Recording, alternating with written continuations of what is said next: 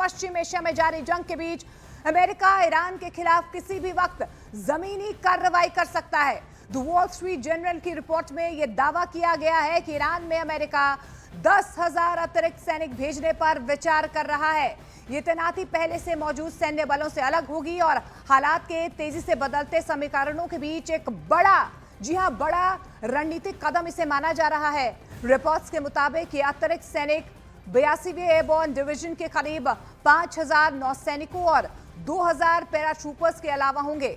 खबर तो ये भी है कि पश्चिम एशिया में अमेरिका 10,000 अतिरिक्त सैनिक भेजेगा। स्ट्रेट ऑफ हॉर्मुज और ईरान के खार्ग द्वीप के पास इसकी तैनाती की जाएगी और ये वही हॉर्मुज स्ट्रेट है जो पिछले कई दिनों से बंद है और बढ़ते वैश्विक दबाव के चलते ट्रंप इस हॉर्मुज गलियारे को खुलवाना चाहते हैं।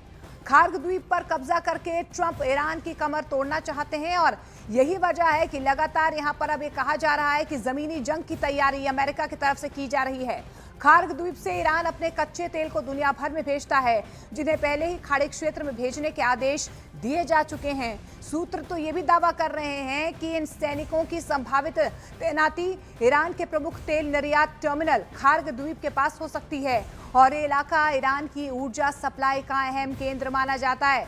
ऐसे में यहाँ पर सैन्य मौजूदगी से तनाव और ज्यादा बढ़ सकता है। हालांकि अमेरिका की ओर से इस रिपोर्ट पर अभी तक कोई आधिकारिक पुष्टि नहीं की गई है, लेकिन मिडल ईस्ट में बढ़ती सैन्य हलचल के बीच अब सबकी नजरें इस बात पर हैं कि क्या ये तैयारी एक बड़े टकराव की ओर इशारा यहां पर करती हुई नजर आ रही है, क्योंकि जिस तरीके से पश्चिम एशिया में लगातार जंग बढ़ती हुई नजर आ रही है, अमेरिका ईरान के खिलाफ अब किसी भी वक्त जमीनी कार्रवाई कर सकता है। और देखिए, तैयारी यहां पर अमेरिका की तरफ से पूरी कर ली गई है।